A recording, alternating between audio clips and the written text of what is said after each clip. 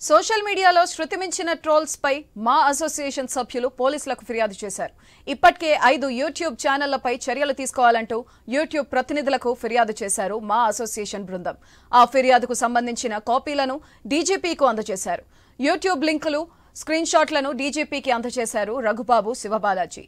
Trolls నవ్వుకునేలా ఉండాలి కానీ ఉడిపించేలా ఉండకూడదన్నారు రాజీవ్ కనకాల. కుటుంబ సభ్యుల మీద కూడా ట్రోల్స్ చేయడం దారుణమని మండిపడ్డారు. ఇక మీదట నటీనటుల మీద ట్రోల్స్ చేస్తే సహించేది లేదని వార్నింగ్ ఇచ్చారు. అంటే ఇప్పుడు జరుగుతున్న ట్రోలింగ్స్, మేమ్స్ కానివ్వండి, ఏదైతే శృతి మించిపోతున్నాయో కొన్ని అందంగా ఉంటాయి. ఇందాక ఒక ఆయన క్వశ్చన్ అడిగారు, ఏంటండి దీని గురించి మీరు ఎలా తీసుకుంటారు, ఎలా చేయబోతున్నారని. సార్, ఏదైనా మీరేసే ట్రోల్ కానివ్వండి, మీరేసే మేమ్ కానివ్వండి, అది నేను నవ్వుకునేలాగా ఉండాలి. మీ స్వాతంత్రం అలాంటిది.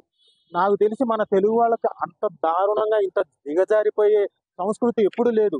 కానీ ఈ మధ్యనే స్టార్ట్ అయింది. అంటే ఒకళ్ళకొకళ్ళు బహుశా చిన్న మీగర్లీ వచ్చే అమౌంట్ కోసం, అంటే బహుశా 8,000, 10,000 వస్తాయి అమౌంట్, దానికోసం అని చెప్పేసి బాగా నెగిటివిటీలోకి వెళ్ళిపోతున్నాం.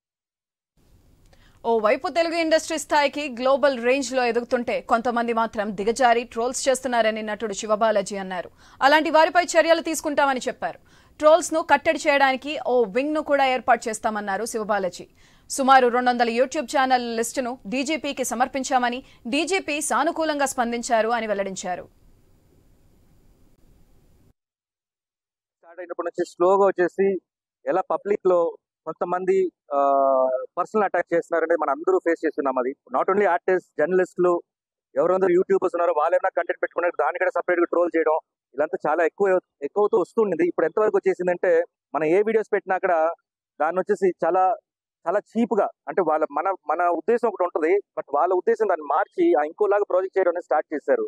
మీ అందరికీ ట్రోలింగ్స్ తో లేడీ ఆర్టిస్టులు ఎక్కువగా ఇబ్బందులు పడుతున్నారని శివకృష్ణ ఆవేదన వ్యక్తం చేశారు.